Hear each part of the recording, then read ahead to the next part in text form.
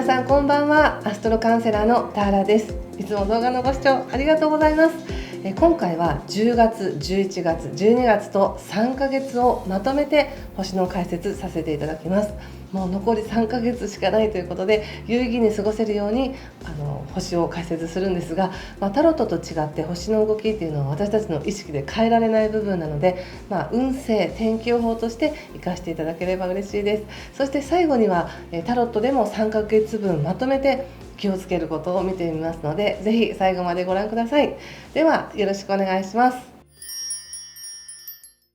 ではここからさそり座さんの3ヶ月を解説させていただきます。まず10月なんですが、10月は自我が弱まり大いなるものに委ねられる時です。これはちょっと不思議な期間とも言いまして、世の中に対して世界とか世の中とか社会に対してどうしていくぞっていうその物質世界での成功ではなくて、精神世界での成功というか、本当の自分って何だろうとか、本当の幸せって何だろうとか、そういう心の豊かさに関して非常に敏感になる時で、そういう意識を持てば持つほどその答えがやってくるっていうような時なので、とても見えないものに守られていることを感じたり、偶然の一致がたくさん起きたり、夢の中でいろんな啓示を受けたりっていうような、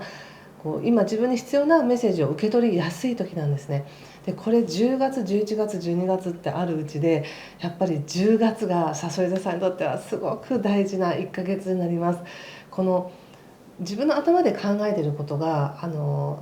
決してそれが一番いいとは限らないわけですよね。例えば、今年に入ってからのね、特に3月から5月とか6月までの間にご自身がどんなことを感じたかってすごく大事な時期だったんですけども、そこで感じたことと今の現実が何かちょっとずれているとか、ギャップがあるとか、もう少しこうしたいなって思いがあったとしたら、それに対して何をどうすればいいのかっていう自分の頭で考えていることっていうのは、もしかしたら遠回りかもしれないとか、もしかしたら自分の思い込みでこれが幸せだと思い込んでるだけかもしれないっていう、そこに対して10月って調整が行われる時なんですね。ですので自分の思考とかエゴとかっていうのはちょっと横に置いといて、何か大いなるものからのメッセージを受け取るとか、何か感じるとか、本当の幸せ何かなっていうふうに思うことによって調整させられていく、要は見えないところで波動調整してるよみたいな時なんです。で特にこれが10月っていうのは一番大きなエネルギーとして10月15日に、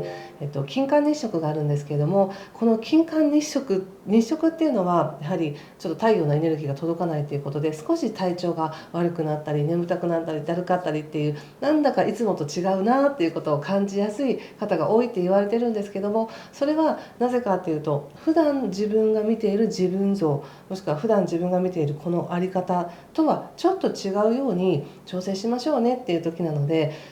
一旦ちょっとお休みっていうかね、思考を停止して体を停止していろんなところを直しましょうとか、癒しましょう、調整しましょうっていうタイミングなので、もしでもですけど体調があまり良くないなという方は、今自分で整えられているんだなと、必要な状態に、より良い状態に整えられていってる途中なんだなっていうふうに思ってください。なのでゆっくり休んでくださいね、もし体調悪い方は。そして体調は全然悪くないですっていう方もですね、何か大事なこと、自分の人生に大事なことを思い出すとか、やっぱりこれだみたいなことを確信として得るかもしれませんので、自分が何を感じるかっていうアンテナをぜひ10月は張っておいてください。それから10月12日に火星というバイタリティとか生きていく力、戦う力、すごいそのバイタリティというのがさそり座に入ってきますので、やる気が出るとか、体力が上がるとか、怒るとか、突進していくとかですね、開拓していくみたいな、そんな風にも使えるので、もしちょっと体調がなって言っていたとしても、同時に整えられることによって体調は上がると思っておいてください。で今全然体調悪くないですよという方も、すごい目標意識が出てきたりとか、絶対これをしたいんだっていう何か強い思い、情熱っていうものが湧いてきて、それが自分を動かしていくっていう風になるかもしれません。ですので今までご自身が思っていた思い込みかもしれない、もしくは正解かもしれませんが、これがいいっていう状態が一旦置いて、大いなるものを委ねる、感じることによって本来のエネルギー、本来の自分の強さを思い出し、そのエネルギーでやっていくっていう風に切り替わるのが10月のエネルギーなんです。そしてまあね、10月24日からもう太陽も蠍座に入ってきますので、24日以降誕生日を迎える方もいらっしゃると思いますが、誕生日過ぎてからそういう何かね新しい始まりっていうふうにしてもいいですし、もう10月のこの日食の最中からまだ自分は眠っているけれども、もう新しいサイクルに入るよっていうふうに意識していただいてもいいですし、または11月の実際の誕生日を迎えてからでも、そのどのポイントからでもいいです。おそらくそれは皆さんがすでに感じてらっしゃると思うので、今だと思う時がタイミングだと思ってください。そしてまあその24日以降ね、さそり座さん自身に光がこう照らされてきて、29日が月食なんですね。でこの月食っていうのは満月よりもさらにエネルギーが強いというふうに言われているので、それが特にお牛座で起こる月食でして、さそり座さんとは対極にある星座なので、非常にこのパートナーシップを通して何か強い思いが湧いてくるかもしれません。もしくは誰かに対して強い感情がこう膨らんでくるかなと思います。特に今年の後半からはもうパートナーシップがすでに強調されていると思うので、そのことに関して自分の思いっていうものがはっきりしてきて、自分がどうすべきかっていうことも分かってくる。なのでまだ10月の間はそれちょっと調整しましょうだし、よくわからないっていう状態だったとしても、29日を過ぎる頃から、もしくは早い方はもう24日以降から自分がどうあるべきかとか、他者との関係性っていうもので調整されて、こう強くなっていくっていうのかな、うまくいく、もちろんうまくいくエネルギーなんですけど、ただ単に何もせずにうまくいくわけじゃなく、自分の強さを思い出す、自分がどうあるべきかを知ることによって他者ともうまくいくっていう流れが始まります。そして11月なんですが、11月は本当にスタートの時と思ってもらったらいいと思います。これ先ほど言いましたように、10月24日以降っていうふうに思ってもいいですし、29日の満月以降、もう変わるぞみたいに思ってもらってもいいです。ただ全体的にはやっぱ11月って新しい始まりなんだなっていう形なので、10月末から感じてらっしゃるご自身の在り方っていうものを具体的に現実化していく。でその恩恵がある、そうスタートしていきやすい状況になっていくっていうことです。この11月のスタートを新しく始めるエネルギーってどんなことに使うのかなってこう予想してみると、全てのことに使えますので、皆さんの状況に合わせて生かしていただいたらいいんですが、なんとなくですが、今年のね3月から5月ぐらいに感じたこと、そして人間関係の中で起こっていること、誰かとの関係が変わることによって自分の心が変わる、もしくは自分の心が変わることによって誰かとの関係が変わる、変化していく、居場所も変わっていくみたいな流れがあったかと思うんですが、また将来的なことを考えてご自身がこういうふうな仕事をしたいって言って移動していく、勉強していくもそうですし、新しい人とつながっていく、その中でその春に感じたことっていうのを自分の学びの経験として、来年の1月末ぐらいから1月とか2月ぐらいっていうのがすごくそれを活かせる時になるんですね。何か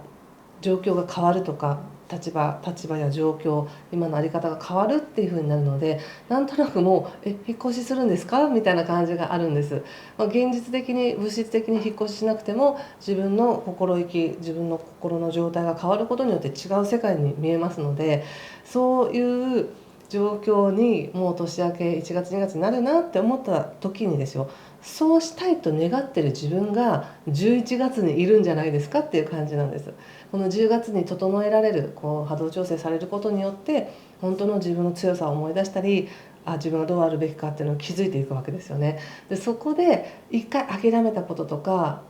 なかなか難しかったなって思ったことをもう一回やってみようっていうこの状態に整えられていき、そして11月はその来年のね目標のもうスタートを11月の前半はもう切ってるんじゃないかなと思います。もうそれに対して具体的に動き始めるんじゃないかなと思います。まだ準備ができてませんとか、ちょっと自信がありません、怖いですっていう方も、11月13日がさそり座で起こる新月なんですね。ですのでもう一回ここで改めて、じゃあこうしたいです、こうしますともう宣言する、決めることによって、そのような流れがまたね数ヶ月かけて整えられていくっていう形になるので、ぜひ11月は何かねご自身の人生にとってこうしたいって思いに対してスタートすると決める、こうすると決めるっていうふうに生かしてください。そして11月の22、23、24あたりで、またちょっと意識が流れが変わってきまして、具体的にはきちんと稼いでいこうとか、きちんと自分のその願いを叶えるための何か必要な道具を取りに行こうみたいな感じの流れになりますね。でも27日、11月27日も満月で、この時自分が必要なものをオーダーすれば入ってくるっていう感じがするので、11月13日に決めたこと、新月で決めたこと、そして27日の満月でそれを引き寄せる、もしくはまたもう一度そこでオーダーし直して引き寄せる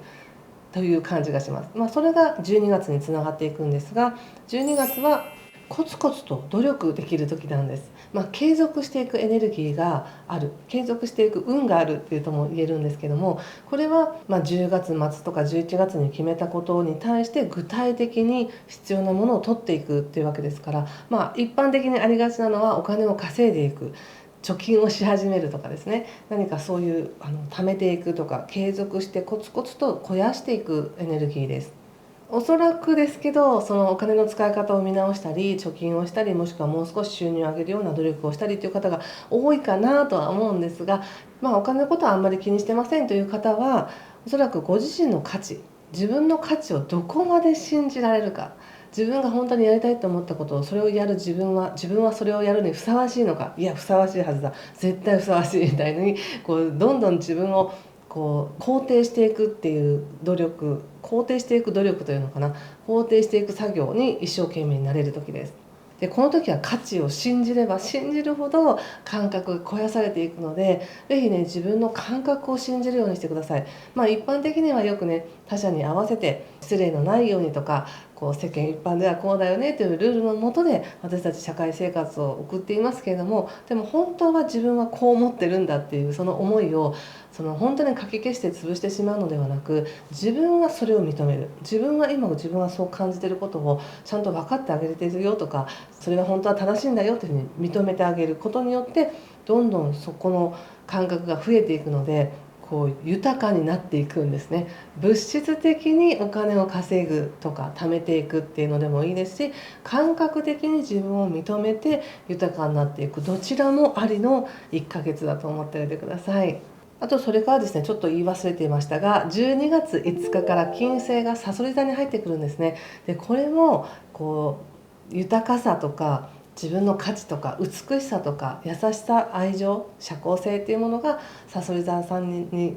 の周りにいっぱいあるみたいな時なので、ぜひご自身に自信を持ってください。で自信ないですっていう方は、自分を好きになれるように努力をしたり、自分を磨いたり、ちょっと綺麗な服着たり、何かメイクしたりとか、何か好きなことを自分に与えてあげてください。そうすることで社交性は実際に上がるんですね。なので例えばですけど、好きな自分になる努力を楽しみながらできるとも言えるんですね。ですので、なんとなく12月って価値を構築していくとか、自分を認めていくもそうだし、お金を貯めていくもそうだし、見た目とかね、外見も自分の好きな自分になっていくということで、何かまとまっていきますよね。そんな感じだと思ってください。そして何度も言ってるこの人間関係の運なんですけど、これは来年の前半もまだあります。運があるって言われてる割に全然良くないなと思ってらっしゃる方もですね、ちょっと木星が逆行してたっていうこともあるので、またね、12月31日が流れ変わってきます。でもこれは特にそんな逆行とか気にしなくても、今人間関係の中でいろんな学びをしている時であり、自分が人とどう関わっていくかっていうのを、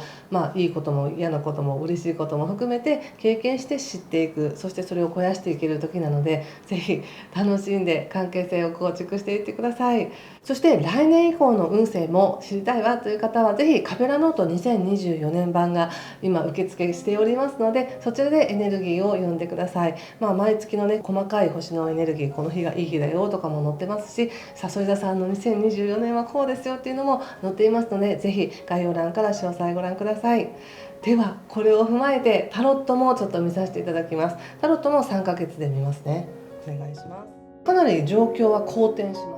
ご自身ではね、全然進めてないと思ってたとしても、それ確実